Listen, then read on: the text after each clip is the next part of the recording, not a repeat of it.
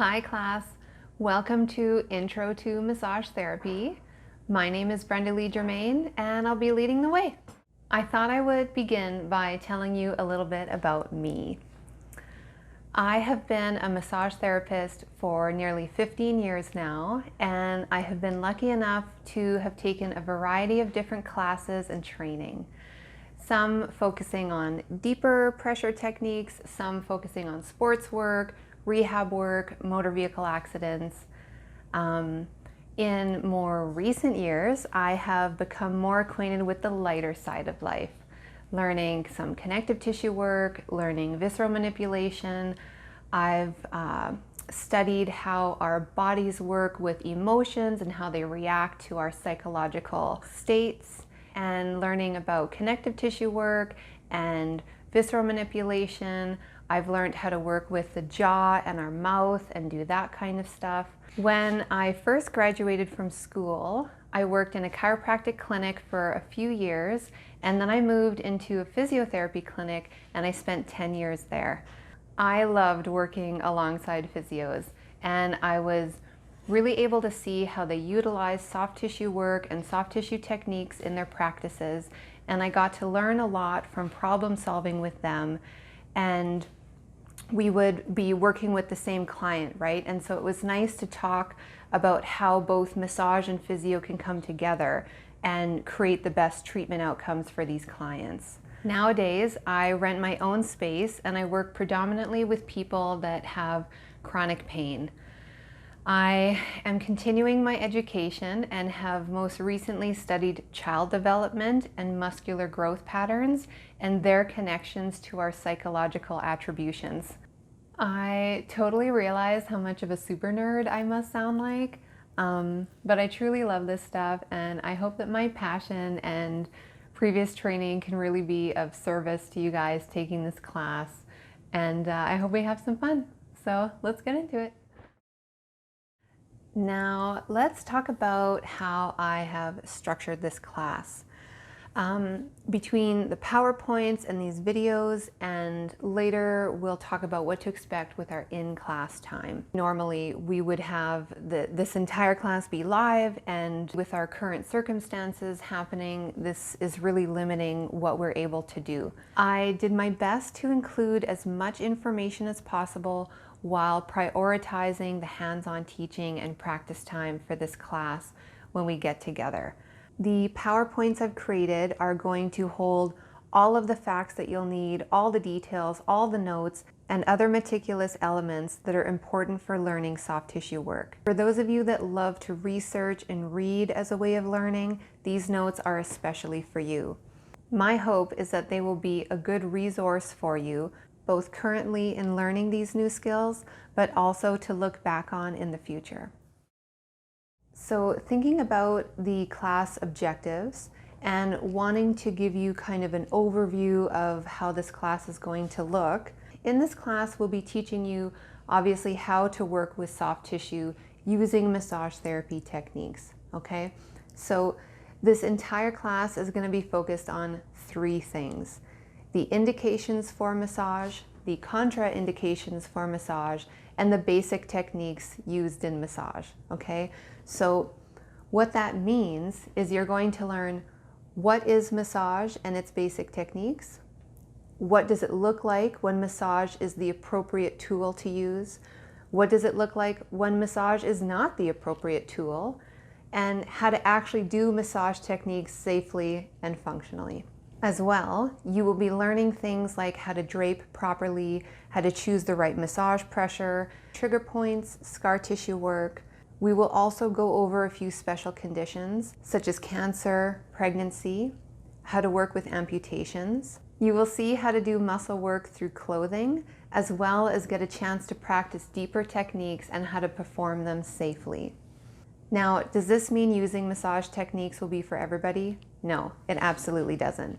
You will all find your own styles of treatment. You'll pick things up along the way, you'll change things up and figure out how to make this work for you. The intention with a class like this is to help lay some of that groundwork and present different ways of treating. The more you are introduced to and the more tools you are taught, then hopefully the more creative and confident you're going to be at problem solving in the moment. There's a plethora of possible clients and situations out there, and you will be faced with making in-the-moment decisions on how best to treat those clients. Now, before we get into class content, let's talk about how you will be evaluated and walk through what you should expect. The evaluation will be right after lunch on day 2.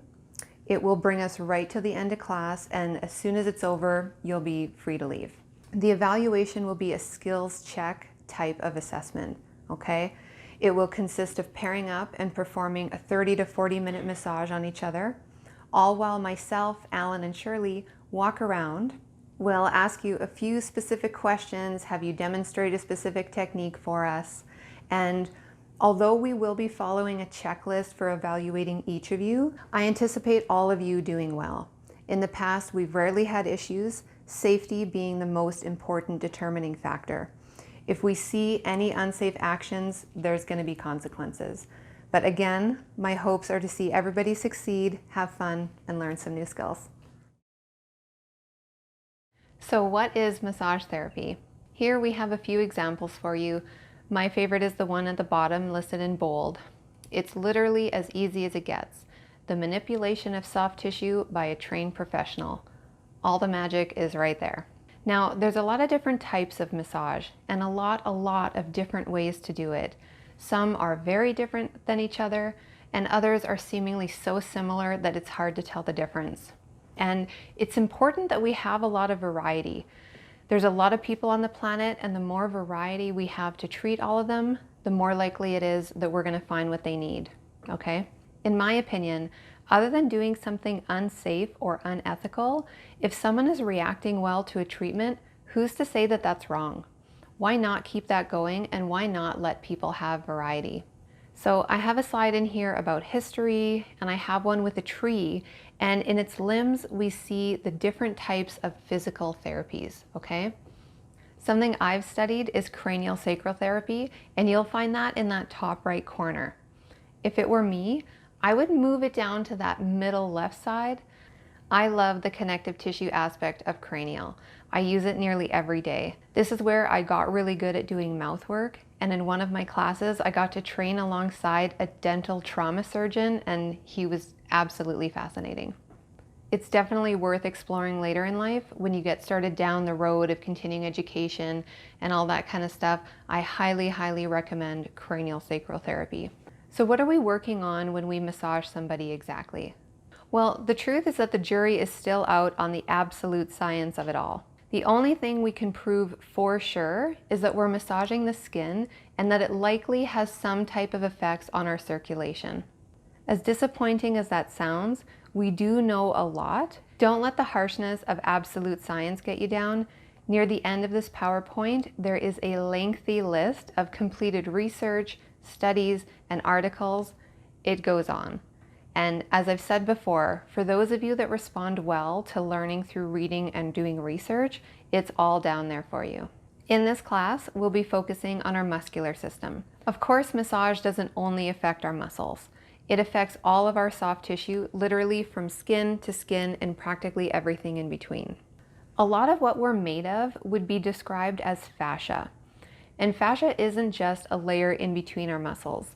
It helps to build you from the cellular level all the way to our big pieces like our muscles. So because of this, it's important to know that when we're doing soft tissue work, we have the power to affect all the different layers of tissue in our body. One of my favorite slides is this one with the person made up of the grid system. Next to it shows the fascia surrounding muscle fibers. I actually had these photos up in my treatment room for a while. It really helped me to envision how to look at the body and how I wanted to start working with somebody's tissues. My clients also really liked it, and I think it helped them imagine what I was doing too.